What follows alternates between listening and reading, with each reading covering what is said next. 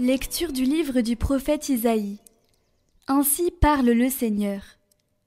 Si tu fais disparaître de chez toi le joug, le geste accusateur, la parole malfaisante, si tu donnes à celui qui a faim ce que toi tu désires, et si tu combles les désirs du malheureux, ta lumière se lèvera dans les ténèbres, et ton obscurité sera lumière de midi. Le Seigneur sera toujours ton guide. En plein désert, il comblera tes désirs et te rendra vigueur. Tu seras comme un jardin bien irrigué, comme une source où les eaux ne manquent jamais. Tu rebâtiras les ruines anciennes, tu restaureras les fondations séculaires. On t'appellera celui qui répare les brèches, celui qui remet en service les chemins. Si tu t'abstiens de voyager le jour du sabbat, de traiter tes affaires pendant mon jour saint, si tu nommes délice le sabbat et déclares glorieux le jour saint du Seigneur, si tu le glorifies en évitant des marches, affaires et pourparlers, alors tu trouveras tes délices dans le Seigneur. Je te ferai chevaucher sur les hauteurs du pays. Je te donnerai pour vivre l'héritage de Jacob ton père. Oui, la bouche du Seigneur a parlé.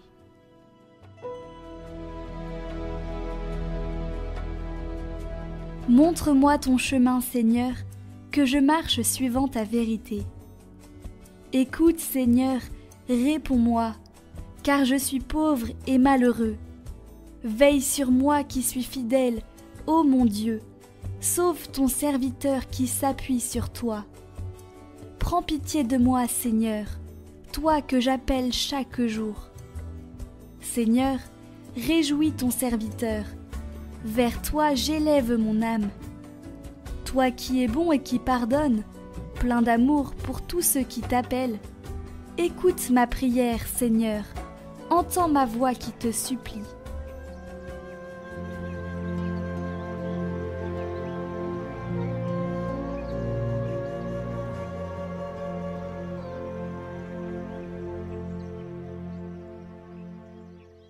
Évangile de Jésus-Christ selon saint Luc. En ce temps-là, Jésus sortit et remarqua un publicain, c'est-à-dire un collecteur d'impôts, du nom de Lévi, assis au bureau des impôts. Il lui dit : « Suis-moi. » Abandonnant tout, l'homme se leva et il le suivait. Lévi donna pour Jésus une grande réception dans sa maison. Il y avait là une foule nombreuse de publicains et d'autres gens attablés avec eux. Les pharisiens et les scribes de leur parti récriminaient en disant à ses disciples : « Pourquoi mangez-vous et buvez-vous avec les publicains et les pécheurs ?» Jésus leur répondit : « Ce ne sont pas les gens en bonne santé qui ont besoin du médecin, mais les malades. Je ne suis pas venu appeler des justes, mais des pécheurs, pour qu'ils se convertissent. »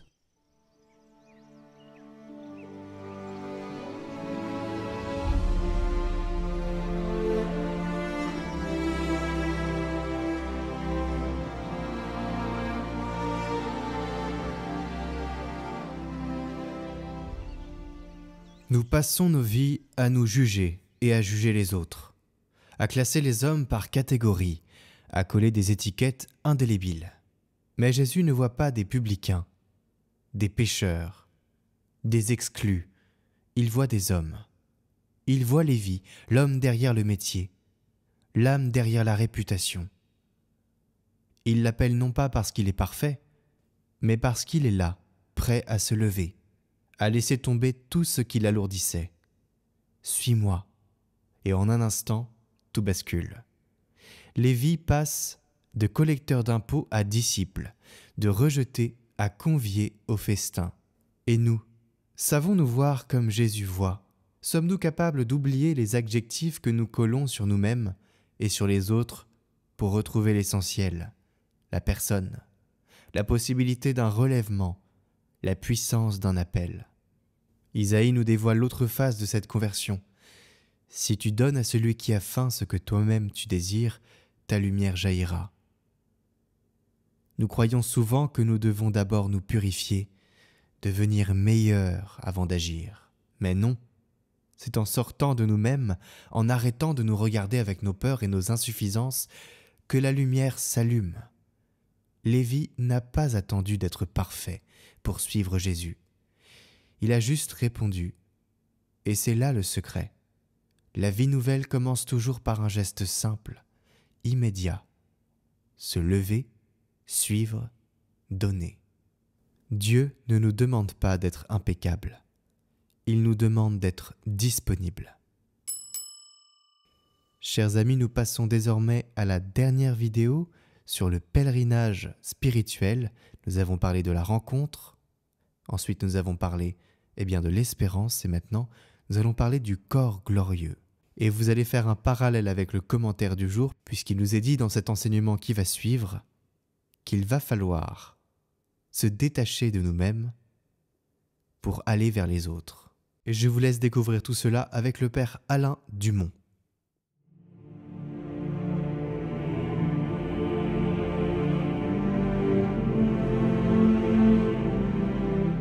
Aujourd'hui, on va parler ensemble, si vous le voulez bien, de ce qu'on appelle le corps glorieux. Qu'est-ce que c'est que le corps glorieux?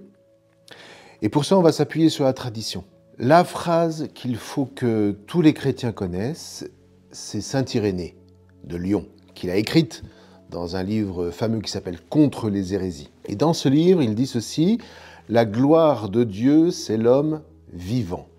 Et la vie de l'homme, c'est la vision de Dieu. » Alors, on va se poser la question de savoir qu'est-ce que c'est que cette fameuse gloire, à laquelle vous et moi nous sommes promis. Et puis alors, qu'est-ce que saint Irénée appelle la vision de Dieu? La vision de Dieu, c'est pas simplement de le regarder, c'est d'avoir un lien avec Dieu. La vie de l'homme ne se conçoit du point de vue chrétien, et même du point de vue juif, que dans un lien avec le Seigneur, c'est-à-dire un entre-deux. Vraiment quelque chose qui nous associe.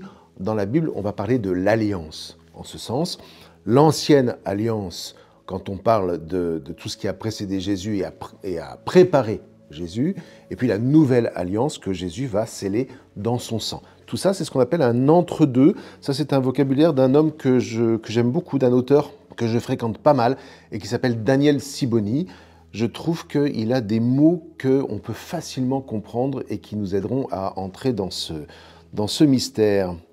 Alors déjà, la gloire, qu'est-ce que c'est que la gloire? Alors la gloire, en hébreu, c'est kavod. Kavod, ça a un sens très particulier. Ce n'est pas la gloriole. La gloire de Dieu, c'est pas Dieu qui se glorifie d'un triomphe. C'est pas la victoire d'un parti, si vous voulez. C'est pas le parti de Dieu qui va gagner. La gloire, c'est beaucoup plus profondément ce qui a un poids.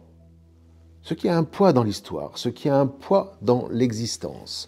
Et donc la gloire de Dieu signifie que Dieu pèse de tout son poids, non pas au sens où ce serait quelque chose d'insupportable, mais un peu comme nous, quand on dit, voilà, tel personnage a eu du poids dans l'histoire, ça veut dire qu'il a lancé l'histoire, il a permis à l'histoire de se construire.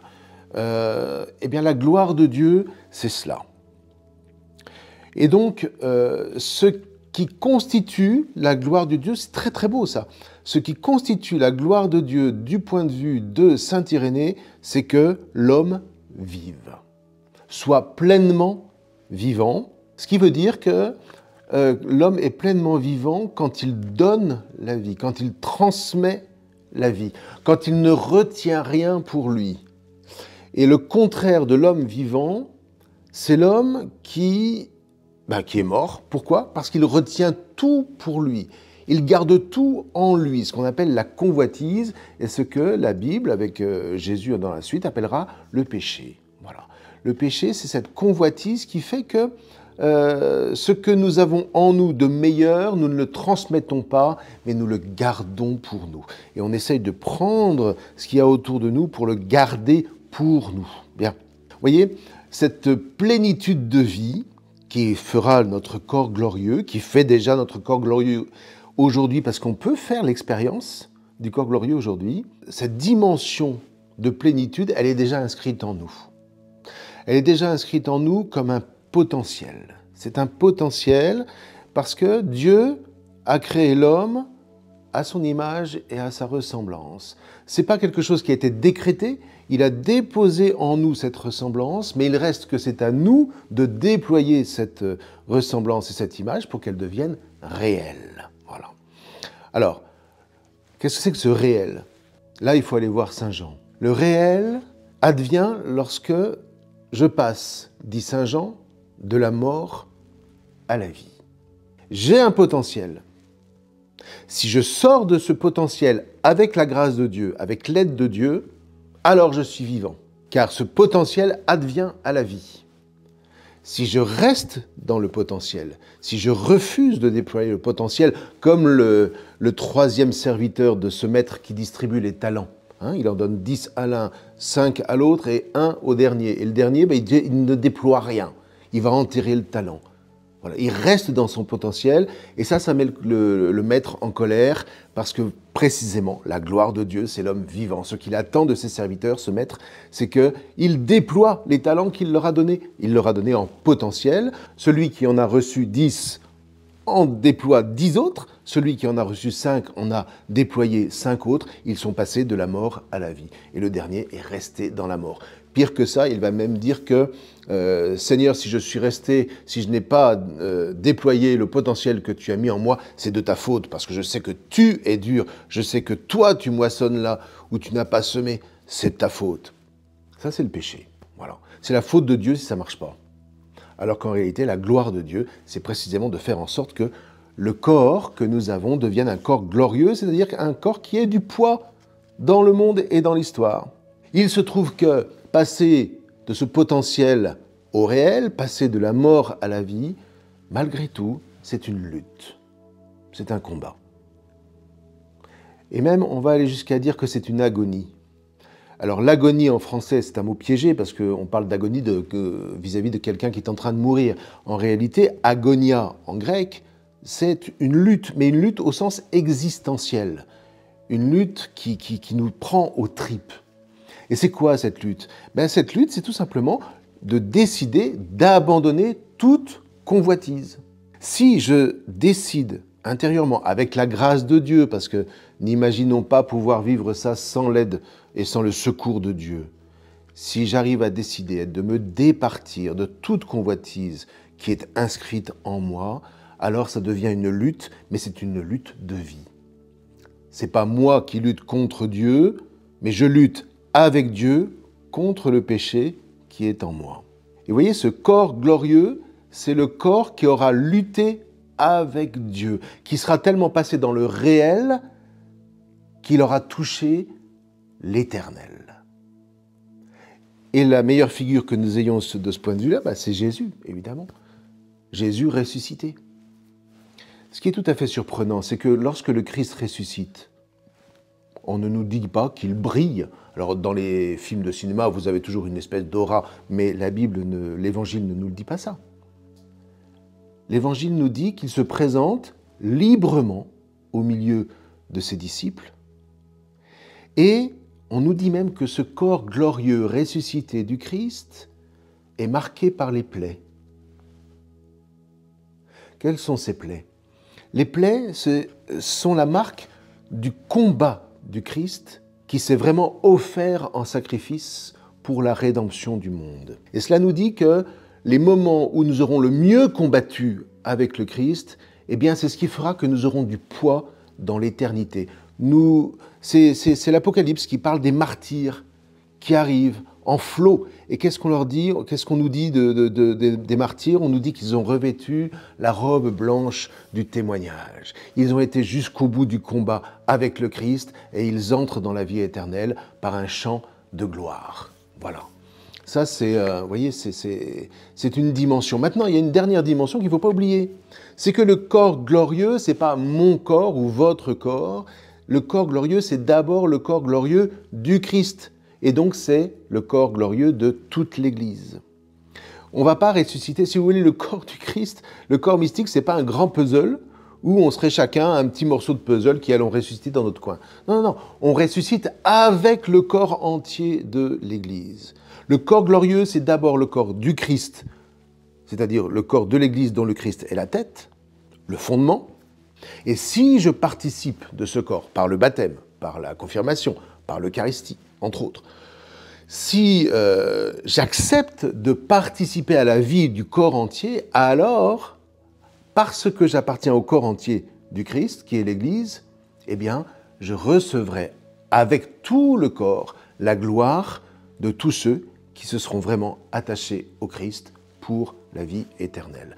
Maintenant, dernier point, c'est qu'est-ce que sera la vie éternelle?